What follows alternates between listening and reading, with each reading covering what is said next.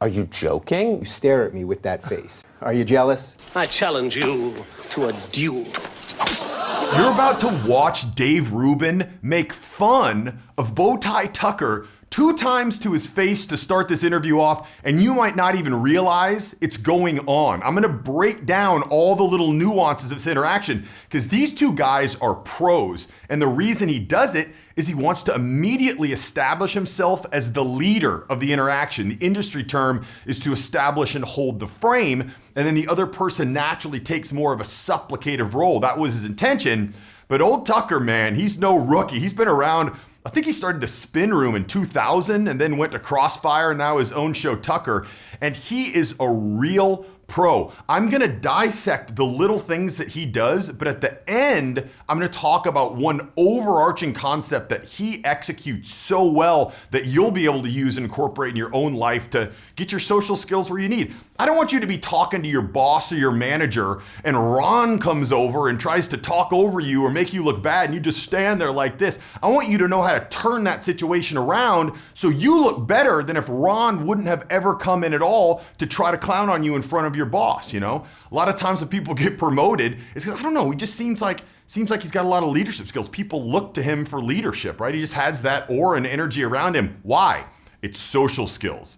By the way, my name's Barron Cruz. This is the Charisma Matrix, and I'm here to teach you the social skills you need to get what you want out of life. So when we start this video off, I want you to notice immediately, what does Tucker do to try to set his own frame against Rubin's? All right, here we go. Joining me today is the host of Tucker Carlson Tonight on Fox News, now a New York Times best-selling author with his new book, Ship of Fools. Tucker Carlson, welcome to the Rubin Hey, Report. Dave.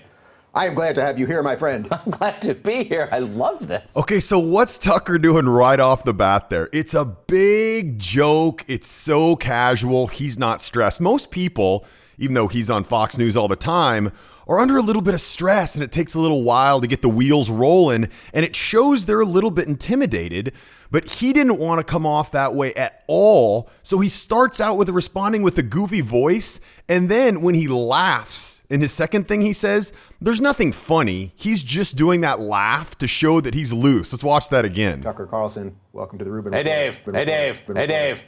I am glad to have you here, my friend. I'm glad to be here. I love this. I don't know that anyone has ever walked in here and been more impressed by the Rubin Report. Because I work in television, so I know what this is, and it's just the coolest thing I've seen in a long time. Are you jealous? All right, there's the first crack, and it's all under the radar, right? I mean, he doesn't necessarily seem like he's coming at him, but anytime someone's easily impressed, it's a low status attribute. Like you bring some bum in, like you're driving some Honda Accord and some bum's like, oh, you got an amazing car. It's like, whatever.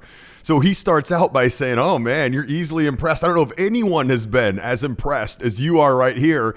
And then he follows it up with, are you jealous? So just kind of a backhanded crack to establish the frame and kind of establish his dominance. Are you joking? Yes, I'm jealous. You have millions and millions of viewers. I drive across. You have a massive staff.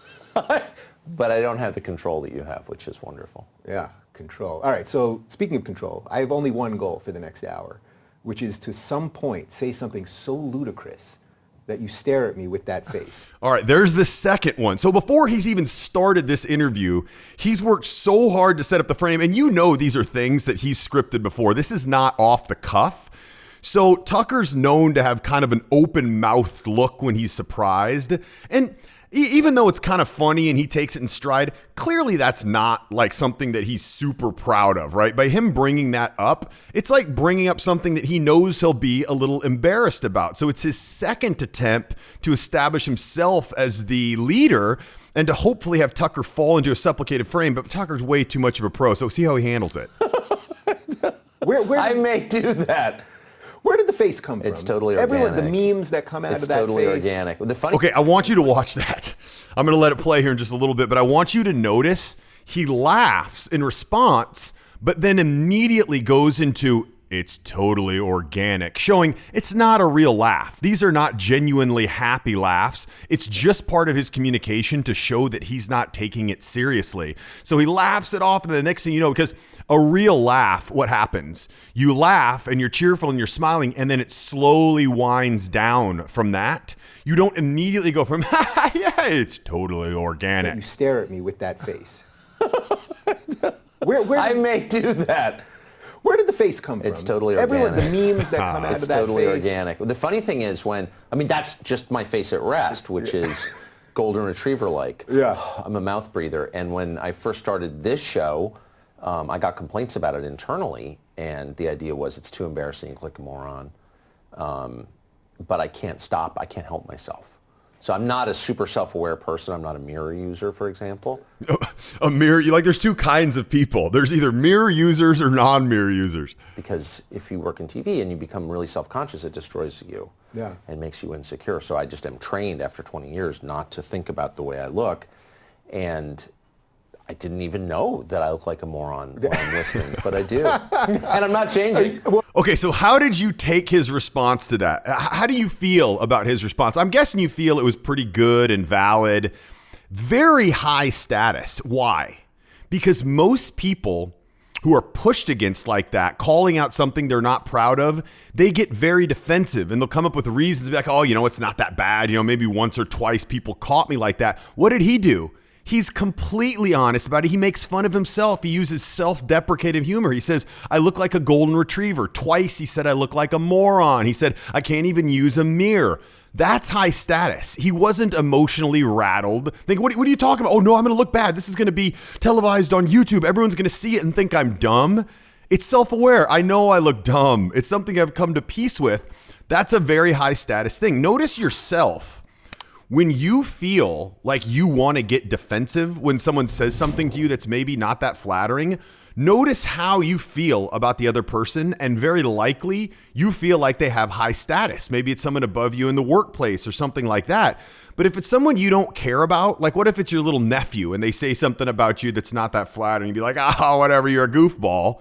Just like this, oh, I'm a golden retriever, whatever. It shows that you position yourself as high, if not higher than them, within social status, which is very powerful. Unfortunately, the natural tendency that people have is to get defensive when people make cracks about things that aren't positive to them. Now, how did he end that whole rebuttal?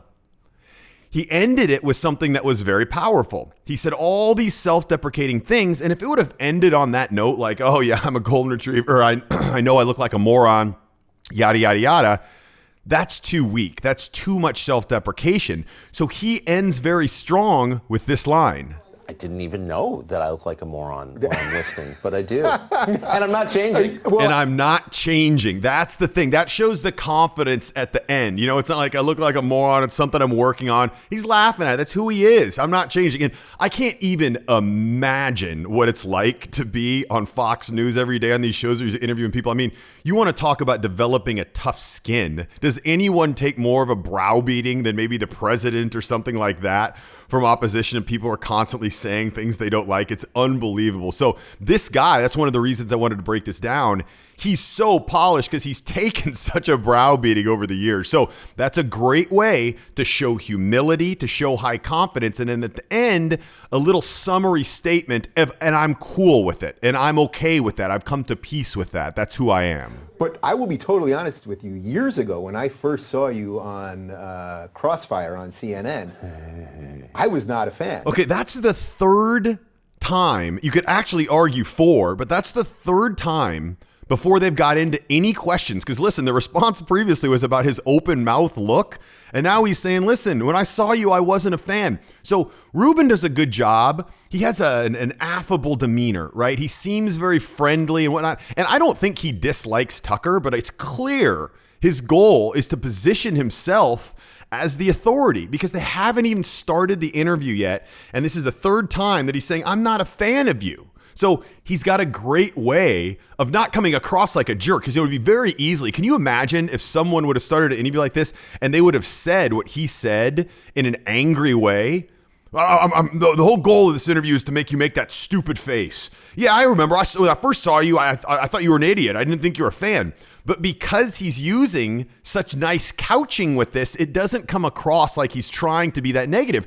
And that's a really important thing. That's a whole important entire concept to understand, is people get away with saying things by couching them with different emotion. and with different language around it, they're able to say things a little more pointed and a little more confrontational in a way that it doesn't come across that way. And it also helps that Tucker's I mean, this is the third time.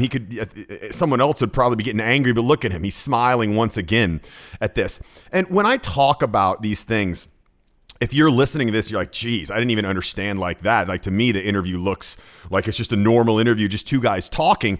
I get it. I remember what that was like when I didn't understand what was going on around me socially. And it's kind of crippling because you can kind of feel like you go up to somebody and one time you get a good reaction and the next time you get a bad reaction, like, what was different? It's not cool.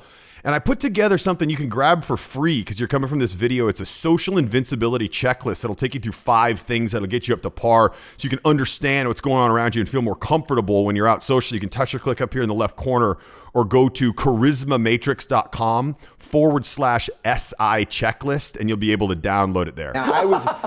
You weren't alone in that. I thought, here's this. See, that's another. So that reaction, the laugh is very disarming, right? Once again, is that funny that when I first saw you, I didn't like you? No, it's not funny. But the reaction of a laugh and once again, self-depreciating, you weren't alone in that.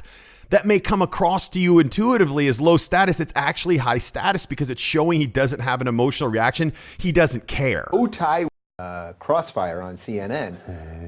I was not a fan. You weren't alone in that. I thought, here's this bow tie wearing guy who was, seemingly kind of smug and whatever. And I was a lefty at the time, so we were really polar opposites politically. Yeah. But everything has shifted enough that we are kind of allies now, and I actually think that's kind of cool. So before we do anything else, tell me about little Tucker Carlson. People know about Tucker Carlson that eviscerates socialists all day. What was I like as a kid? Yeah. Well, I grew up here. And that's even a little bit of a backhanded slap. Not what were you like as a kid? What was little Tucker like? Now, in interviews like these, a lot of times someone who's trying to establish themselves the authority will talk over the other person a lot. And it takes a lot of different techniques to diffuse this when it happens over and over again. Now, if you feel like you get talked over a lot, I actually have a video where I go through 3 strategies that you can use that these guys actually use later in the interview that you can go through. So next time someone tries to talk to you at work, once again, Ron comes up and tries to talk over you, what do? Because every time he talks over you, it does indicate lower status. As much as we don't want to admit that, and it's kind of a cold truth, it is true. So if you're talking to your boss and old Ron comes up and does that, what do? If you're not sure, I suggest you click here to watch that video and I'll walk you through 3 things. And if you haven't seen this video right here, you're going to like this one too. Click on one of those and I'll talk to you over there.